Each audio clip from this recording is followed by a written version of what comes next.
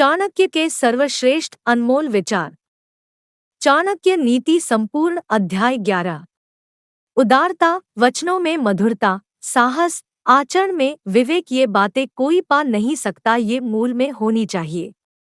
जो अपने समाज को छोड़कर दूसरे समाज को जा मिलता है, वह उसी राजा की तरह नष्ट हो जाता है जो अधर्म के मार्ग पर चलता है। हाथी का शरीर कितना विशाल है, लेकिन एक छोटे से अंकुश से नियंत्रित हो जाता है। एक दिया घने अंधकार का नाश करता है, क्या अंधेरे से दिया बड़ा है?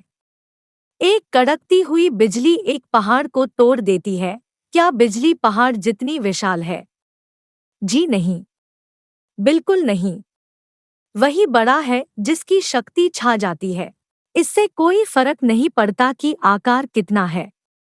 जो घर गृहस्थी के काम में लगा रहता है, वह कभी ज्ञान प्राप्त नहीं कर सकता। मौस खाने वाले के हृदय में दया नहीं हो सकती। लोभी व्यक्ति कभी सत्य भाषण नहीं कर सकता। और एक शिकारी में कभी शुद्धता नहीं हो सकती। में कभी पवित्रता उदित नहीं हो सकती। उसे चाहे जैसे समझा लो, नीम का वृक्ष कभी मीठा नहीं हो सकता। आप चाहे उसकी शिखा से मूल तक घी और शक्कर छिड़क दे, आप चाहे 100 बार पवित्र जल में स्नान करें, आप अपने मन का मैल नहीं धो सकते। उसी प्रकार जिस प्रकार मदिरा का पात्र पवित्र नहीं हो सकता, चाहे आप उसे गर्म करके सारी मदिरा की भाप बना दे। इसमें कोई आश्चर्य नहीं कि व्यक्ति उन बातों के प्रति अनुद्गार कहता है जिसका उसे कोई ज्ञान नहीं। उसी प्रकार जैसे एक जंगली शिकारी की पत्नी हाथी के सर का मणि फेंककर गूंजे की माला धारण करती है।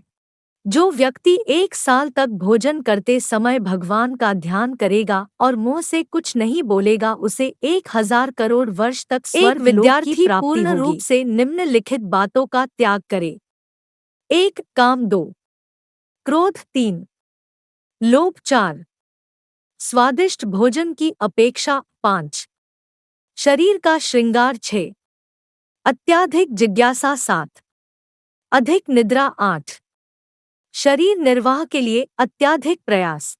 वही सही में ब्राह्मण है जो केवल एक बार के भोजन से संतुष्ट रहे, जिस पर 16 संस्कार किए गए हो, जो अपनी पत्नी के साथ महीने में केवल 1 दिन समागम करे, माहवारी समाप्त होने के दूसरे दिन।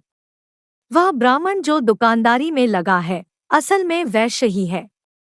निम्न स्तर के लोगों से जिस व्यवसाय में संपर्क आता है, वह व्यवसाय ब्राह्मण को शूद्र बना देता है।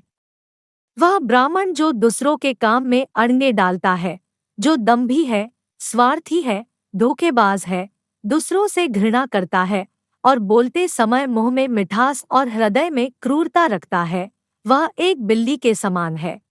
एक ब्राह्मण जो तालाब को, कुएं को, टाके को, बगीचे को और मंदिर को नष्ट करता है, वह म्लेच्छ है।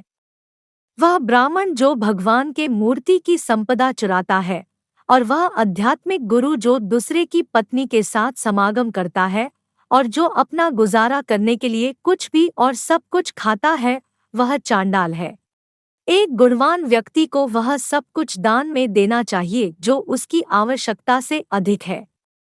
केवल दान के कारण ही कर्ण, बाली और राजा विक्रमादित्य आज तक चल रहे हैं। देखिए उन मधुमक्खियों को जो अपने पैर दुखे से धरती पर पटक रही है। वो अपने आप से कहती है, आखिर में सब चला ही गया। हमने हमारे शहद को जो बचा कर रखा था, ना ही दान दिया और ना ही खुद खाया। अभी एक पल में ही कोई हमसे सब छीन कर चला गया।